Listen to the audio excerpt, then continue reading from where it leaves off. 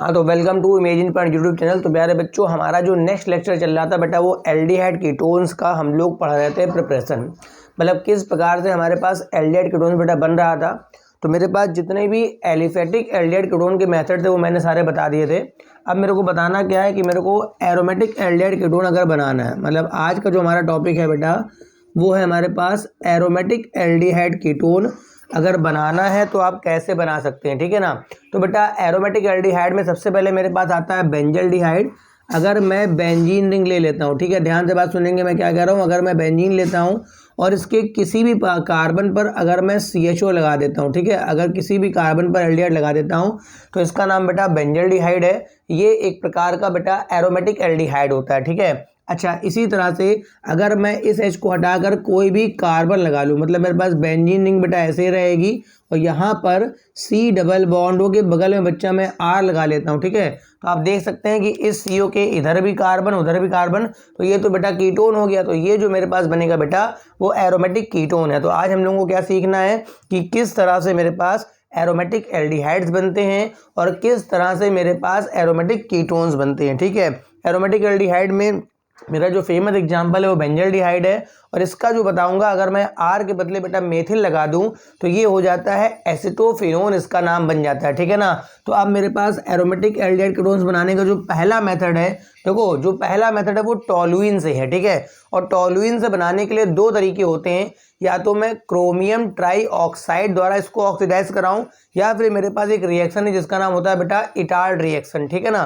तो मेरे पास अगर आपको एरोमेटिक एल्डिहाइड्स वगैरह बनाने हैं तो मेरे पास पहला मेथड है फ्रॉम, पहला मेथड आप नोट कर सकते हैं, from CrO3 in presence of acetic anhydride CH3CO का होल ट्वाइस बाहर O, ठीक है। तो यहाँ पर जो मेरे पास पहला मेथड है वो है तो टोलुइन से, मगर टोलुइन का मैं ऑक्सीडेशन कराऊंगा in presence of chromium trioxide and this is the acetic anhydride, ठीक है। तो देखो मैं टोलुइन लेता हूँ, देखो यहाँ पर है क्या, टोलुइन का मतलब क्या होता है बच्चा, अगर मैं बेंजीन के ऊपर लगाता हूँ CH3, अगर मैं बेंजीन रिंग के ऊपर बेटा CH3 लगाता हूँ तो उसे मैं टोलुइन बोलता हूँ, ठीक है। मगर मैं यहाँ पर इसको ऐसे लिखूंगा, C पर एक H ऐसे लिख लूंगा और 2H बेटा मैं ऐसे लिख लूंगा, ठीक है। सबसे पहले जब मैं टोलुइन को दूंगा अपना रिएजेंट CrO3 और यहाँ दूंगा मैं CH3CO का होल ट्वाइस बाहर O, तो यहाँ पर एक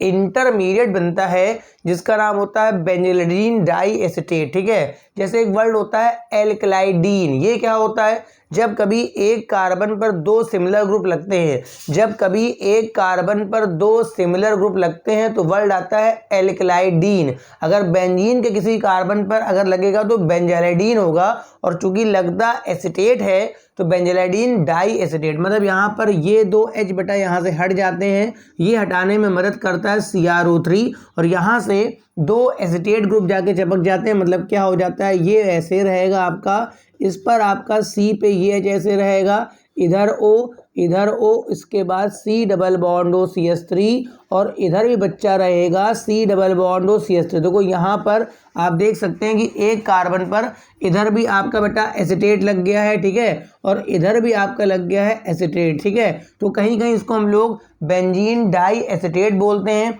या मैं इसको बोल सकता हूँ बेंजिलिडीन डाई एसिटेट, इस नाम से बच्चा इसको मैं जानता हूं, ठीक है। तो यहाँ पर एक इंटरमीडिएट बनता है। अब जब मैं इसकी कराऊंगा हाइड्रोलिसिस कराऊंगा, वाटर डाल दूंगा तो बेटा 2 मोल वाटर खर्च होते हैं, यहाँ से ये लीविंग ग्रुप निकल जाता है, एसिल ग्रुप ये निकल जाता है और इस जगह पे OH हो जाता है। मतलब ये रिंग आपकी ऐसे रहेगी, रिंग बच्चा ऐसे रहेगी, इस वाले C पे यहाँ H रहेगा, यहाँ पर भी OH हो जाएगा और यहाँ पर भी हो जाएगा OH। अच्छा, आपको अच्छी तरह पता होगा कि अगर एक कार्बन पर 2 OH आते हैं तो अनस्टेबल होकर के वहाँ से वो वाटर निकाल देगा, और जब वाटर निकाल देगा तो फाइनली वाटर निकलने के बाद मेरा जो ग्रुप बचेगा बच्चा वो CHO बचेगा। क्या बनेगा, CHO। तो ये जो मॉलिक्यूल बन गया मेरा बन गया बेंजल्डिहाइड। तो अगर मैं टोलुइन का पहले ऑक्सीडेशन कराता हूँ in presence of CrO3 and acetic acetic anhydride, तो मेरे पास एक इंटरमीडिएट डाई एसिटेट बनता है। उसकी जब मैं कराता हूँ बेटा हाइड्रोलिसिस, तो वहाँ पर वे आपका ग्रुप निकल के वहाँ पर OH OH लग जाता है। OH लगने के बाद आपका एक कार्बन पर 2 OH अनस्टेबल होता है, इस वजह से बेटा वो टूट के वाटर निकाल देता है और बन जाता है मेरे पास CHO ग्रुप। ठीक, बन गया होगा। देखो भाई सेकंड मेथड भी मेरे पास टॉलुइन से ही है, मगर उस मेथड का एक बड़ा इंपॉर्टेंट नाम है जिसको मैं बोलता हूँ इटार्ड रिएक्शन। ठीक है, सेकंड मेथड भी मेरे पास टॉलुइन से ही है, मतलब जो मेरे पास सेकंड मेथड है वो भी बच्चा टॉलुइन से ही है, मगर उसका एक नाम है, सेकंड नंबर पे आप डाल सकते हैं इटार्ड रिएक्शन। ठीक है, ये बड़ी फेमस रिएक्शन है। इटार्ड रिएक्शन में क्या होता है कि हम टॉलुइन लेकर के उसको ऑक्सीडाइज कराते हैं क्रोमिल क्लोराइड ऑक्सीडाइजिंग एजेंट के द्वारा। क्रोमिल क्लोराइड का फॉर्मूला क्या होता है, CrO2Cl2। तो यहाँ पर भी बिल्कुल वैसा ही प्रोसेस है, 2H हट के वहाँ पर क्रोमिल क्लोराइड ग्रुप जाके ऐड हो जाता है in the form of hydroxy group, उसकी मैं कराता हूँ हाइड्रोलिसिस। तो फिर से वैसा ही केस बनता है, 2 OH लग जाते हैं, वाटर निकल के बन जाता है बेंजल्डिहाइड। देखो मैं क्या करता हूँ, यहाँ पर फिर से मैं लेता हूँ टॉलुइन, बिल्कुल वैसे ही लिखूंगा, C पे यहाँ H, इधर भी H और इधर भी H, और यहाँ पर मैं लेता हूँ CrO2Cl2, इसके 2 मोल्स में यहाँ पर खर्च करूंगा in presence of CCl4 solvent. शुरुआत में सॉल्वेंट नॉन पोलर रखना पड़ता है, दोनों नॉन पोलर नेचर के थोड़े बहुत होते हैं, तो उनको मिक्स करने के लिए। ठीक है, तो ये यहाँ से हट जाता है और इस जगह यहाँ पर भी एक बन जाता है बेटा इंटरमीडिएट, C पे यहाँ H, पहले आप O जोड़ेंगे, O के बाद Cr, फिर आपका Cl2, फिर OH और Cl2, फिर OH। इस तरह से एक बेटा यहाँ पर भी इंटरमीडिएट यौगिक बनता है। ठीक है, अब मैं इसमें वर्कअप कराऊंगा, वाटर डालूंगा, तो इस जगह पे ये टूट करके यहाँ से OH बन जाएगा।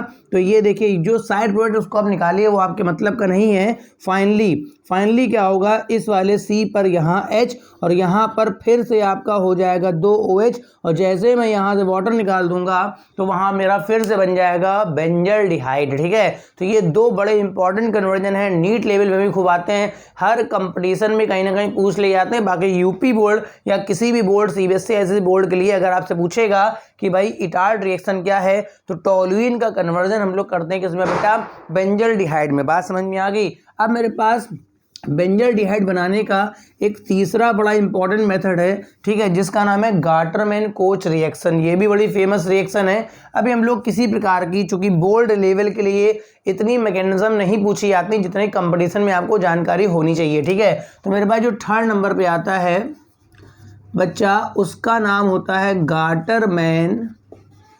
Gattermann coach reaction. Third number पे क्या आता है बेटा, गाटरमैन कोच रिएक्शन। देखो भाई गाटरमैन कोच रिएक्शन जो है वो बेंजीन देता है, या ऐसा कोई हाइड्रोकार्बन जो एरोमेटिक हाइड्रोकार्बन हो वो गाटरमैन कोच रिएक्शन देता है। ठीक है, तो यहाँ पर होता क्या है कि बेंजीन की रिएक्शन जैसे टॉलुइन दे देगा, कोई भी आपका एरीन होगा, एरीन का मतलब होता है बच्चा एरोमेटिक हाइड्रोकार्बन, एरीन का मतलब बच्चा क्या होता है, एरोमेटिक हाइड्रोकार्बन। तो फिलहाल मेरे को तो अभी बेंजल्डिहाइड बनाना है, तो बेंजीन की रिएक्शन में कराता हूँ कार्बन मोनोऑक्साइड के साथ इन प्रेजेंस ऑफ HCl, और यहाँ पर एक कैटलिस्ट होता है एनहाइड्रस AlCl। तो एक्चुअल में आप ऐसे समझिए कि जो AlCl3 है वो यहाँ से लेके निकलेगा Cl-, ये H+ जाके यहाँ जुड़ेगा तो वो बनेगा CHO+। एक सिंपल सा कॉन्सेप्ट है, ये जो AlCl3 है वो यहाँ से लेके निकलेगा Cl-। ठीक है, क्योंकि ये होता है लुईस एसिड। ये क्या होता है, लुईस एसिड, ये लोन पेयर की तलाश में होता है। ठीक है,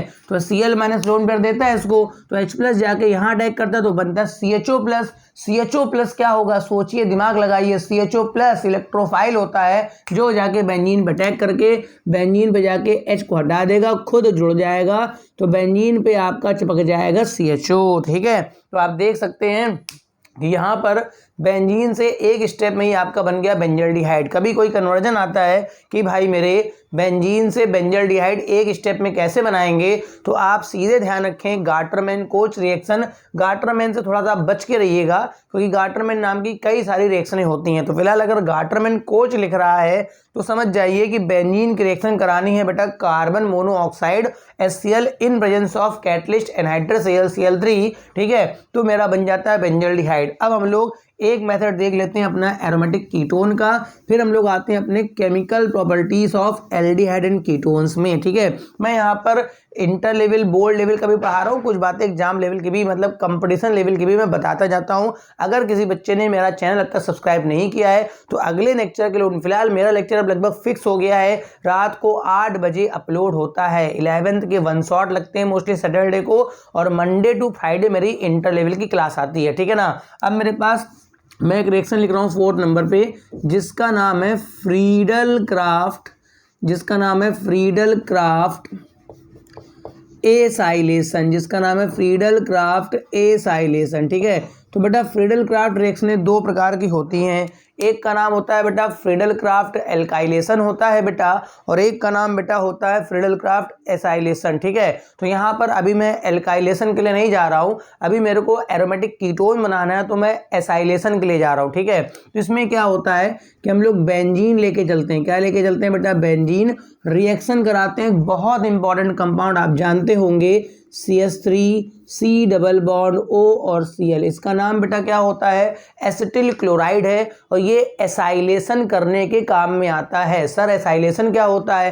तो अगर किसी भी रिएक्शन में हाइड्रोजन हटा करके, किसी भी रिएक्शन में हाइड्रोजन हटा करके CH3CO ग्रुप अगर आप लॉन्च करते हैं तो उस घटना को बोलते हैं एसाइलेशन। ठीक है, ये अपने आप नहीं होता है, in presence of anhydrous AlCl3। यहाँ पर भी आप कैटलिस्ट लेंगे, वैसा ही कॉन्सेप्ट है। AlCl3 Cl- ले जाएगा, यहाँ पर आपका बनेगा इलेक्ट्रोफाइल कार्बोकेटायन, जो जाके बेंजीन रिंग पर मोस्टली आप जानते होंगे कि बेटा इलेक्ट्रोफाइल का ही अटैक होता है, क्योंकि बेंजीन रिंग में ये जो गोला है ना, गोला, ये इसमें इलेक्ट्रॉन घूमते हैं बेटा। ठीक है ना, तो यहाँ पर इलेक्ट्रोफाइल अटैक करेगा तो इतना ग्रुप जाके बेंजीन में लॉन्च हो जाएगा, मगर H हटके तो क्या बनेगा? ये ऐसे रहेगा, C double bond O CH3। आप देख सकते हैं, पहली बात तो ये कीटोन बन गया है, क्योंकि देखो इस CO के इधर भी C, तो इसका नाम होता है एसिटोफिनोन। इसका नाम बच्चा क्या होता है? एसिटोफिनोन इसका नाम है। ठीक है, तो ये बड़ा मेरे फेमस रिएक्शन है कि अगर बेंजीन का मैं एसाइलेशन कराता हूँ तो वहाँ पर मेरे पास जो कंपाउंड बनता है वो एरोमेटिक कीटोन बनता है। अगर CO के बगल में CH3 है तो उसका नाम पड़ता है बेटा एसिटोफिनोन। तो ये मेरे पास एरोमेटिक एल्डिहाइड्स कीटोन बनाने के भी मेथड हो गए। अब हम लोग बात करते हैं जो सबसे इंपॉर्टेंट सेगमेंट है इस चैप्टर का, जिसका नाम है बच्चा chemical properties of aldehyde and ketones. ठीक है, इस सेगमेंट में सबसे ज़्यादा इंपॉर्टेंट रिएक्शंस हैं chemical properties of aldehyde and ketones. इसमें 7-8 प्रकार की रिएक्शनें होती हैं, मतलब पूरा चैप्टर अगर आपको कंप्लीट करना है ना बेटा तो कम से कम 7 से 8 प्रकार की रिएक्शन करनी पड़ेगी। तो सबसे पहले मैं आज जो डिस्कस करूँगा वो न्यूक्लियोफिलिक एडिशन रिएक्शन के लिए जाऊंगा। आज मैं किसके लिए जाऊंगा बच्चा? Nucleophilic addition reaction. देखो भाई, एल्डिहाइड हो या कीटोन हो, दोनों ही न्यूक्लियोफिलिक एडिशन रिएक्शंस देते हैं। 7-8 प्रकार के रिएक्शन हैं, जैसे एल्डिहाइड कीटोन का ऑक्सीडेशन, एल्डिहाइड कीटोन का रिडक्शन, वो रिएक्शनें जहां O हटके कुछ लग जाएगा मतलब सब्स्टिट्यूशन। उसके बाद कुछ रिएक्शनें अदर आएंगी, कुछ जिसमें अल्फा H होता है, जिनमें अल्फा H नहीं होता है। तो बहुत इंपॉर्टेंट चैप्टर है रिएक्शन के पॉइंट ऑफ व्यू से, ये चैप्टर बहुत फेमस है बेटा। ठीक है, तो आज हम लोग जाते हैं पहले न्यूक्लियोफिलिक एडिशन। तो ये क्या होता है पहले उसको देखते हैं। तो अगर मेरे पास कहीं पर भी CO ग्रुप लॉन्च है, ठीक है, CO ग्रुप है, तो भाई ऑक्सीजन इलेक्ट्रोनेगेटिव होता है, तो यहाँ पर पार्शियल नेगेटिव होगा, यहाँ पार्शियल क्या होगा? पॉजिटिव। ये तो आपको अच्छी तरह पता है। तो इस कार्बन पर आप देख सकते हैं इलेक्ट्रोफिलिक नेचर है, तो कोई भी न्यूक्लियोफाइल आएगा यहाँ अटैक करेगा, तो ये अटैक करके ये बॉन्ड इधर तोड़ देगा। जानता है न्यूक्लियोफाइल को जोड़ना है, तो ये तो 5वां बॉन्ड बनाने आ रहा है, तो डबल बॉन्ड टूट जाएगा, तो ये ऐसे रहेगा, C पे जुड़ जाएगा न्यूक्लियोफाइल, सिंगल बॉन्ड O पे हो जाएगा नेगेटिव। अब कोई पॉजिटिवली चार्ज स्पेसीज आएगी जो इसके साथ में पहले से ही होगी, वो जाके यहाँ पर ऐड हो जाएगी। ठीक है, तो C पर यहाँ लग जाएगा न्यूक्लियोफाइल और O पर लग जाएगा इलेक्ट्रोफाइल। ठीक है, क्योंकि यहाँ पर आप देख सकते हैं कि डबल के बदले सिंगल हो गया। आप देख सकते हैं यहाँ पर डबल के बदले बेटा सिंगल हो गया है, इस वजह से ये बेटा एडिशन रिएक्शन का एग्जाम्पल है। काहे का एग्जाम्पल है? एडिशन रिएक्शन का एग्जाम्पल है, मगर पहले अटैक करने वाला बेटा न्यूक्लियोफाइल है, इस वजह से न्यूक्लियोफिलिक एडिशन रिएक्शन है। ठीक है, इसको आप नोट कर लीजिए। अब मैं जरा ये बता दूं कि न्यूक्लियोफिलिक एडिशन रिएक्शन का जो रेट है मतलब कब फास्ट होगा, ये बात बहुत लोगों को नहीं पता होती है। कुछ लोग सीधे आते हैं, ये धनाधन ले धनाधन अपना जोड़ जोड़ के SCN जोड़न सब कुछ जोड़ जाड़ के खत्म कर देना, कुछ नहीं पता कि कौन सा फास्ट रिएक्शन देगा कौन सा स्लो रिएक्शन, मतलब बेसिक कॉन्सेप्ट तो पता ही नहीं कहाँ पे क्या है। तो मैं ये डिस्कस कर रहा हूँ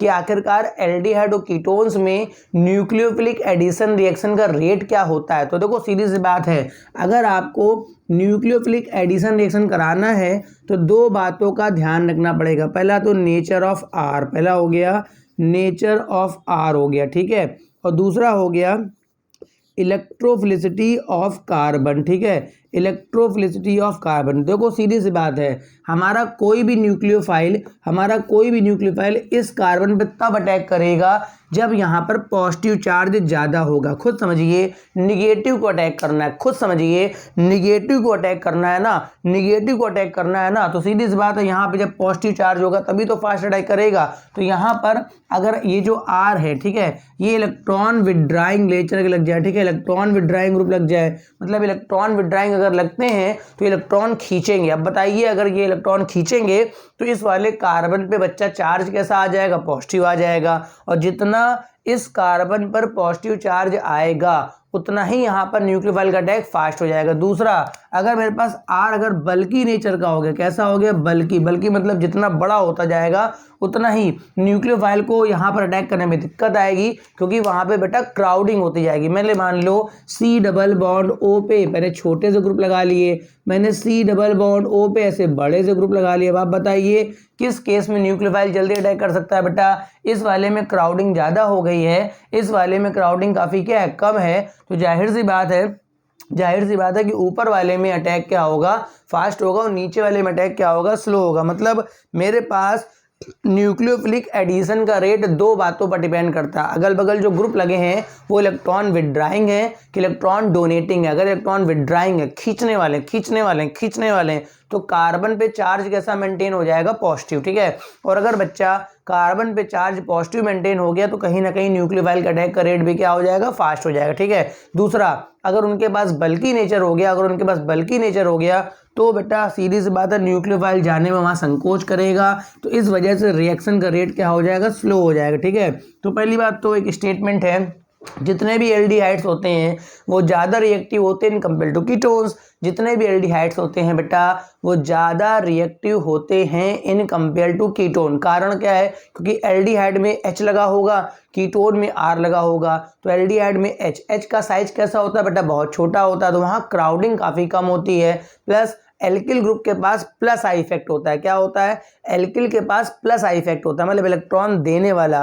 तो जब इलेक्ट्रॉन देता है ना तो वहां पर वो कार्बोनिल के कार्बन का पॉजिटिव चार्ज कम कर देता है, क्योंकि इलेक्ट्रॉन दे रहा है तो कार्बोनिल के कार्बन का प्लस चार्ज कम हो जाएगा। जब प्लस चार्ज कम हो जाएगा तो न्यूक्लियोफाइल क्या करने जाएगा वहां पर, ठीक है। तो मैं कुछ ऑर्डर बना रहा हूं, जैसे सबसे रिएक्टिव एल्डिहाइड है फॉर्मल्डिहाइड, क्योंकि देखिए यहाँ पर क्राउडिंग भी नहीं है, प्लस आपका जो H है उसके पास कोई इफेक्ट नहीं है। इससे थोड़ा कम रिएक्टिव होगा एसिडल्डिहाइड, ये बेटा कम रिएक्टिव दो वजह से हो गया। पहली बात तो थोड़ी क्राउडिंग आ गई, ऊपर से मेथिल के पास आ गया प्लस आई इफेक्ट। कैसा इफेक्ट आ गया, प्लस आई, इस प्लस आई से यहाँ का पॉजिटिव चार्ज कम, इससे भी कम रिएक्टिव हो जाएगा आपका एसीटोन हो जाएगा, उससे भी कम रिएक्टिव क्या हो जाएगा, एसीटोन हो जाएगा, ठीक है। तो ये ऑर्डर हो गया, ठीक। मतलब एक बात और ध्यान रखना है कि एल्डिहाइड्स जो होते हैं वो ज़्यादा रिएक्टिव, जैसे मान लो अगर कोई पूछे कि मेरे पास इस वाले कीटोन और इस वाले कीटोन में ज़्यादा रिएक्टिव कौन सा, तो देखो अगर यहाँ पर मैं लेता हूँ एसिटोफिनोन, ठीक है, अगर एसिटोफिनोन तो भैया ये कम रिएक्टिव होगा, क्योंकि बेंजीन रिंग जब लग जाएगी तो क्राउडिंग बहुत ज़्यादा आ जाएगी। अगर बेंजीन लग जाएगी तो क्राउडिंग बहुत ज़्यादा आ जाएगी, तभी एसिटोफिनोन और बेंजोफिनोन जो होते हैं, बेंजोफिनोन क्या होता है बेटा, जहाँ पर अगल बगल दोनों तरफ बेंजीन रिंग लग जाती है, ये बहुत सी रिएक्शनें नहीं देता है, बताऊंगा। अगर कोई न्यूक्लियोफाइल बल्कि आ गया तो ये रिएक्शन देने से मना कर देता है, क्योंकि इनके बाद खुद भी इतनी क्राउडिंग होती है तो ये रिएक्शन नहीं दे पाते। तो थोड़ा मोटा ये मैंने ऑर्डर समझा रखा है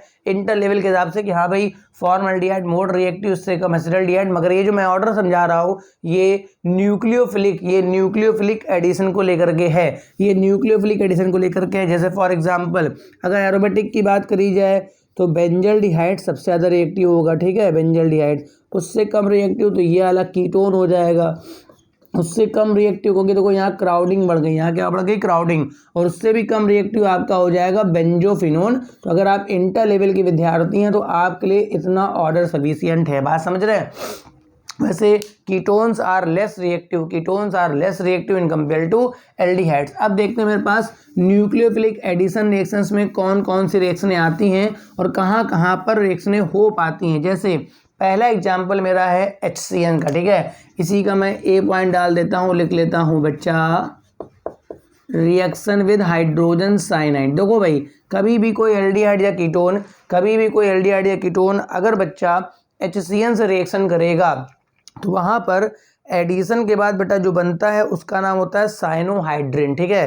बिल्कुल बड़ी फेमस बात है, बहुत फेमस चीज़ है कि अगर मेरे पास कोई भी एल्डिहाइड कीटोन होता है, ठीक है, और अगर उसमें आप HCN ऐड करेंगे तो कंपाउंड का नाम हमेशा फिक्स आएगा, उसका नाम हमेशा क्या होता है बेटा, साइनोहाइड्रिन होता है। ठीक, जनरलाइज एग्जाम्पल देख लेते हैं। C डबल बॉन्ड O की रिएक्शन अगर मैं HCN से कराता हूँ इन प्रेजेंस ऑफ बेस, ठीक है, ये बेस क्यों लेते हैं, क्योंकि HCN एक वीक एसिड होता है, जल्दी आयनाइज नहीं होता है, तो पहले बेस इसका H ले जाएगा तो CN माइनस न्यूक्लियोफाइल यहाँ फ्री होगा, ठीक है, फिर CN जाके यहाँ अटैक कर देगा तो ये हो जाएगा C पे जुड़ जाएगा CN, सिंगल बॉन्ड O पे होना तो माइनस चाहिए, O पे होना चाहिए माइनस, मगर बेस से वो वापस H लेके यहाँ बना देगा OH, ठीक है। मतलब पहले तो CN को फ्री करने के लिए बेस लाए, बेस ने क्या करा, H खींच लिया, ठीक है, तो CN माइनस फ्री हो गया तो उसका अटैक फास्ट हो जाएगा। उसके बाद CN जुड़ जाएगा, फिर O माइनस कहेगा मेरे को भी कुछ चाहिए, तो वो वापस बेस से अपना H ले लेगा, तो ये जो कंपाउंड बनेगा ये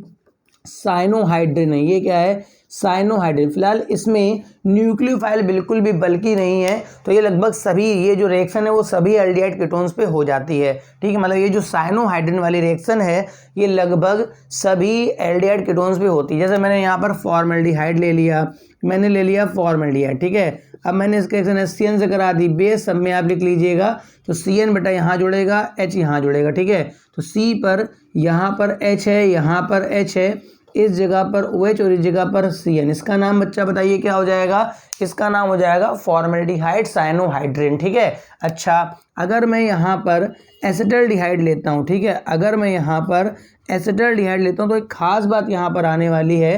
खास बात ये है कि CN जाके जब जुड़ेगा, देखो मैं बता रहा हूँ, जब खास बात बनेगा तो साइनोहाइड्रिन, ठीक है, तो C पर यहाँ बच्चा रहेगा मेथिल, यहाँ रहेगा H, इधर रहेगा OH, इधर रहेगा CN। इस कंपाउंड की खास बात ये है कि ये सेंटर कायरल सेंटर है। कैसा सेंटर है बेटा, कायरल। कायरल सेंटर बेटा क्या होते हैं, आपको जानकारी में होना चाहिए कि अगर किसी कार्बन के चारों ग्रुप बेटा डिफरेंट होते हैं, ठीक है, अगर किसी कार्बन के चारों ग्रुप बच्चा डिफरेंट होते हैं तो ऐसे सेंटर को मैं क्या बोलता हूँ बेटा, कायरल सेंटर। तो जब ये बनेगा तो यहाँ पर चूंकि CO ग्रुप प्लेनर होता है ना, तो एक बार CN ऊपर से अटैक करेगा, एक बार CN नीचे से, तो इसका एक मिरर इमेज भी बनेगा। इसका एक क्या बनेगा, मिरर इमेज भी बनेगा। इसका एक क्या बनेगा, मिरर इमेज भी बनेगा। मतलब एक फॉर्म D बनेगा, एक फॉर्म L बनेगा। मतलब जहां पर कायरल सेंटर प्रोड्यूस होना होगा वहां पर इसके दो फॉर्म बनेंगे, एक D होगा, एक L होगा, या आप एक R पढ़े हो तो एक S होगा, ठीक है, इस तरह से बनता है। तो ऐसे आप जितने चाहे एल्डिहाइड कीटोन ले लें, सब में आपका साइनोहाइड्रिन बनेगा। बस एक बात का ध्यान रखना है, अगर ये दोनों ग्रुप सिमिलर हैं तो उधर कायरलिटी नहीं आएगी, अगर ये दोनों ग्रुप डिफरेंट हो गए बच्चा तो यहाँ पर कायरलिटी आ जाएगी। बात समझ रहे हैं। अब यहाँ पर मेरे पास सेकंड रिएक्शन आती है, बड़ी इंपॉर्टेंट रिएक्शन है। इसी तरह का बिल्कुल एडिशन होता है, बोलते हैं reaction with sodium bisulphide. Reaction with क्या बोलते हैं बच्चा, सोडियम बाइसल्फाइड बोलते हैं, ठीक है। सेकंड आप हेडिंग डाल दीजिए इसी तरह से है, B पॉइंट है रिएक्शन विद सोडियम बाइसल्फाइड। देखो भैया, ये रिएक्शन पहली बात तो सारे एल्डिहाइड्स पे तो हो जाती है, ठीक है, ये रिएक्शन सारे एल्डिहाइड्स पे हो जाती है, मगर क्यों, क्योंकि SO3H थोड़ा बल्की ग्रुप होता है। तो अगर कहीं पर मेरे पास कोई मेथिल कीटोन टाइप का आया और इधर कोई R लगा हो तो ध्यान रखिएगा ये R प्राइमरी हो और कम से कम 3 कार्बन तक का होगा। ठीक है, ध्यान सुनिए क्या बोल रहा हूँ। मैंने बोला था अभी सोडियम बाइसल्फाइड के साथ जो एडिशन होता है वो एल्डिहाइड तो सारे देते हैं, क्योंकि एल्डिहाइड्स मैंने बोले थे कि सब रिएक्टिव होते हैं, मगर कीटोन में क्या है, सभी कीटोन ये रिएक्शन नहीं देते हैं। एक तरफ बेटा मेथिल लगाओ, एक तरफ आर। आर पहली बात तो ये प्राइमरी और 3 कार्बन तक का हुआ तब तो ये रिएक्शन दे देगा। अगर ये आर 4 कार्बन का प्राइमरी हो जाए, 5 कार्बन का हो जाए तो नहीं हो पाएगा, या फिर आर सेकेंडरी हो जाए तो नहीं हो पाएगा। मतलब अगर एसीटोन हुआ तब तो दे देगा। एसीटोन में एक तरफ CH3 एक तरफ एथिल कर लो तब भी दे देगा। एसीटोन में एक तरफ मेथिल एक तरफ आपका नॉर्मल प्रोपिल तब भी दे देगा। मगर उसके बाद अगर आपने इसमें कुछ क्राउडिंग बढ़ाई तो बेटा ये देना मना कर देगा। हाँ, अगर यहाँ पर आपने 2 डिग्री का ही ले लिया तो भी नहीं दे पाएगा। मतलब मैंने कहा ये जो आर हो ये प्राइमरी हो या 3 कार्बन तक का आपका स्ट्रेट चेन का होना चाहिए। ठीक है, तो शुरुआत करते हैं हम लोग अपने फॉर्मल्डिहाइड के साथ। तो देखो भाई, एल्डिहाइड और कीटोन की रिएक्शन जब सोडियम बाइसल्फाइड के साथ होती है तो एक सॉलिड सब्सटेंस बनता है जिसे मैं बोलता हूँ क्रिस्टलाइन बाइसल्फाइड कंपाउंड। ठीक है, एल्डिहाइड और कीटोन की रिएक्शन जब बेटा सोडियम बाइसल्फाइड से होती है तो एक सॉलिड सब्सटेंस बनता है जिसे मैं बोलता हूँ crystalline bisulphide compound. For example C double bond वो ऐसा रहेगा। मैं एक रिएक्शन बता रहा हूँ, अगर मैं इसको देता हूँ NaHSO3, ठीक है, तो यहाँ पर एक्चुअली में H तो यहाँ पे ऐड हो जाता है, ये सल्फर जाके जुड़ता है यहाँ, ध्यान रखिएगा।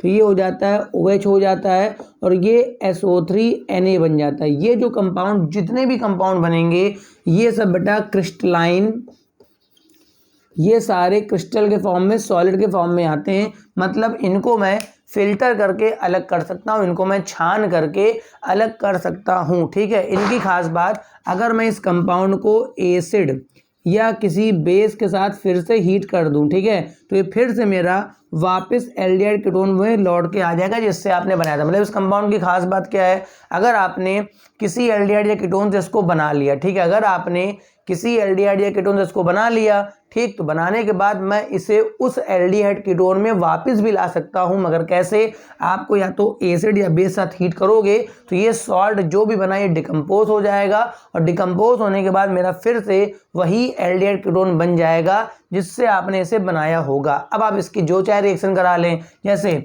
अगर मैं यहाँ पर दोनों H कर लेता हूँ तो ये बन जाएगा फॉर्मल्डिहाइड क्रिस्टलाइन कंपाउंड। अगर मैं यहाँ CH3 कर लेता हूँ तो ये बेटा बन जाएगा एसिटाल्डिहाइड का बन जाएगा। अगर यहाँ CH3 कर लेता हूँ तो ये बेटा किसका बन जाएगा, एसीटोन का बन जाएगा। मतलब जनरलाइज सीखते जाओ, जनरलाइज सीखते जाओ, बाकी सब पे कहाँ कहाँ तक अप्लाई होना है। हाँ, मैंने कहा एरोमेटिक कीटोन कोई भी होगा, ध्यान रखिएगा। अगर एरोमेटिक एल्डिहाइड तब तो रिएक्शन हो जाएगी, मगर अगर मेरे पास एरोमेटिक कीटोन चाहे ये हो तो ये सोडियम बाइसल्फाइड से रिएक्शन नहीं करता। क्राउडिंग बहुत है बेटा, क्राउडिंग बहुत है, ये आपका बल्की नेचर का है ये। और जो मेरे पास बेंजोफिनोन मैंने बताया था, बेंजोफिनोन बताया था, ये 2 मॉलिक्यूल जो होते हैं ना, ये बेटा सोडियम बाइसल्फाइड के साथ किसी प्रकार की कोई रिएक्शन नहीं करते हैं। कारण क्या है, तो एरोमेटिक कीटोन्स हैं, ऊपर से दोनों तरफ बल्की ग्रुप लगे हुए हैं, तो ये मना कर देगा। तो ये बड़ी इंपॉर्टेंट रिएक्शन है, ये एल्डिहाइड और कीटोन के प्योरिफिकेशन में भी काम आता है। मतलब ये जो रिएक्शन होती है ना बच्चा, वो एल्डिहाइड और कीटोन के प्योरिफिकेशन में भी काम आता है। यहाँ तक बात समझ में आ गई, बना लीजिए फटाफट, सेकंड नंबर की रिएक्शन है ये। तो हम लोग अभी क्या पढ़ रहे हैं बच्चा, हम लोग पढ़ रहे हैं न्यूक्लियोफिलिक एडिशन रिएक्शन। सब में न्यूक्लियोफाइल जाके कोई ना कोई अटैक करेगा और मेरे पास कोई प्रोडक्ट बन के आ जाएगा। अब इसी में हम लोग थर्ड नंबर पे देख लेते हैं क्या आ रहा है। तो बेटा इसका थर्ड नंबर पे मेरे पास क्या आता है कि जो मेरे पास न्यूक्लियोफिलिक एडिशन है, तीसरे नंबर पे आता है बेटा मेरा रिएक्शन विद ग्रिग्नॉर्ड रिएजेंट। ठीक है, मतलब हम लोग क्या करेंगे, ग्रिग्नॉर्ड रिएजेंट से रिएक्शन कराएंगे। ठीक है, तो बच्चा आप सभी को ग्रिग्नॉर्ड का फॉर्मूला पता है ना, ग्रिग्नॉर्ड का फॉर्मूला क्या होता है, RMg और X। ठीक है, यहाँ पर जो मैग्नीशियम होता है उस पे बेटा डबल प्लस होता है, हेलोजन पे -1 और R पे भी होता है -1। तो यहाँ का जो R- होता है वो एक अच्छे न्यूक्लियोफाइल की तरह काम करता है, बेस्ट न्यूक्लियोफाइल है। तो देखो यहाँ पर मैं सबसे पहले रिएक्शन कराता हूँ फॉर्मल्डिहाइड के साथ। ठीक है, तो ये मैं फॉर्मल्डिहाइड ले रहा हूँ, ये मेरे पास बच्चा फॉर्मल्डिहाइड हो गया। ठीक है, अब मैं इसको दे रहा हूँ ग्रिग्नॉर्ड। ग्रिग्नॉर्ड में मैं R के बदले कोई भी एल्किल लगा लेता हूँ। फॉर एग्जांपल मैंने लगा लिया CH3 Mg और यहाँ मैंने Cl कर लिया। ठीक है, अब बताइए, सबसे पहले तो यहाँ पर निगेटिव चार्ज है और इस वाले कार्बन पे मैं बता दूंगा आपका चार्ज कैसा होता है, पॉजिटिव।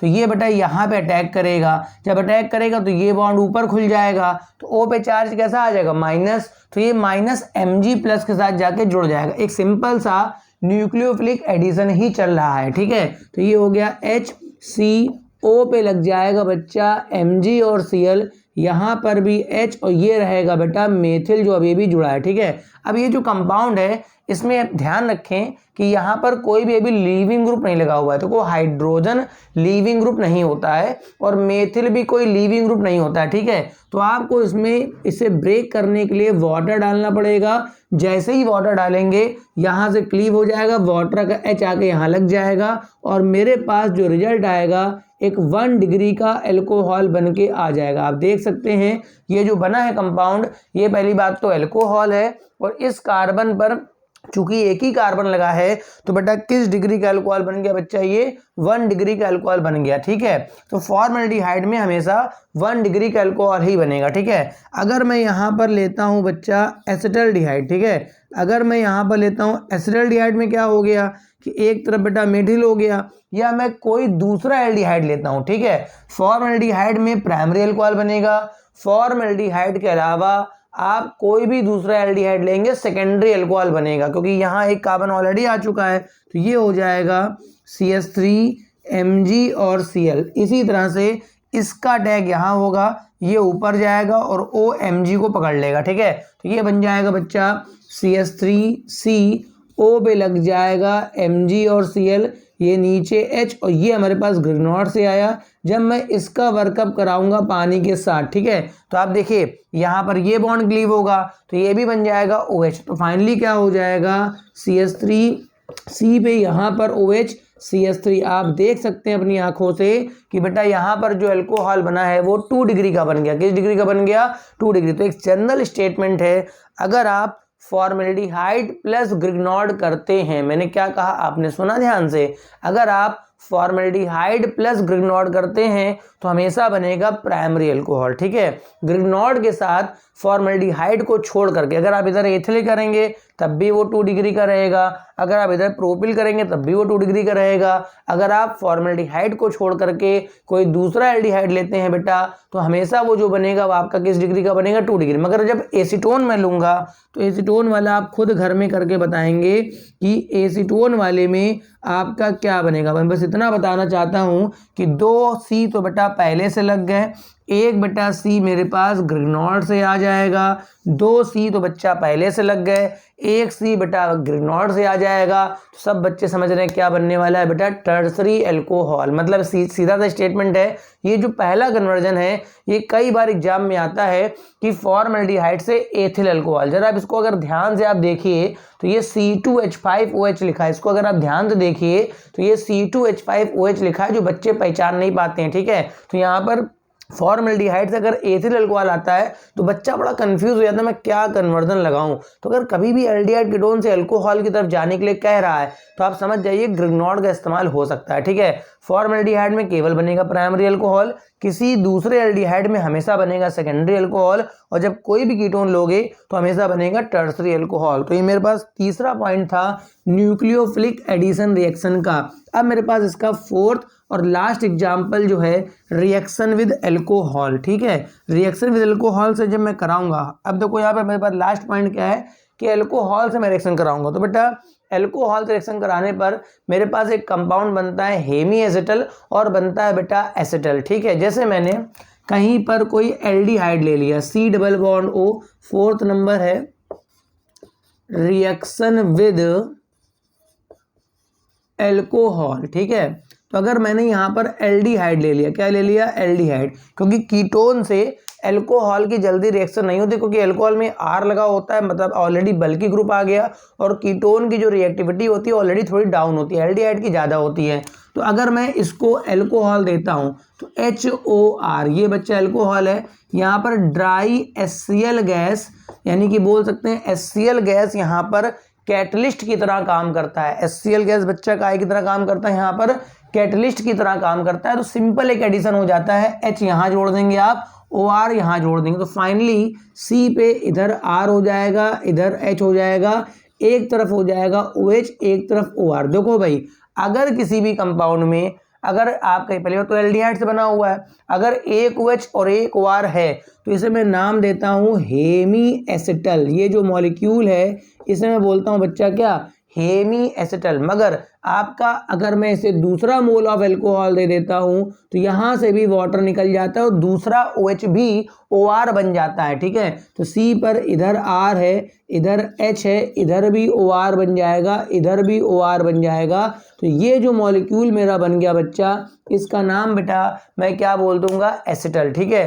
कीटोन जो होता है वो मोनोहाइड्रिक एल्कोहल, मोनोहाइड्रिक एल्कोहल समझ में आता है, जहां पर एक OH लगा होता है उसे मैं क्या नाम देता हूं बेटा, मोनोहाइड्रिक एल्कोहल। तो जो कीटोन होता है वो मोनोहाइड्रिक एल्कोहल से रिएक्शन नहीं करता है, किसी स्ट्रॉन्ग रिएजेंट से रिएक्शन करता है। तो अगर आपको कीटोन का ये बनाना है, ठीक है, तो उसके लिए आपको लेना पड़ता है एथिलीन ग्लाइकॉल। ये क्या होता है बेटा, ये होता है CH2OH सिंगल बॉन्ड CH2OH, मतलब जहां पर दो दो OH ग्रुप हैं, ठीक है।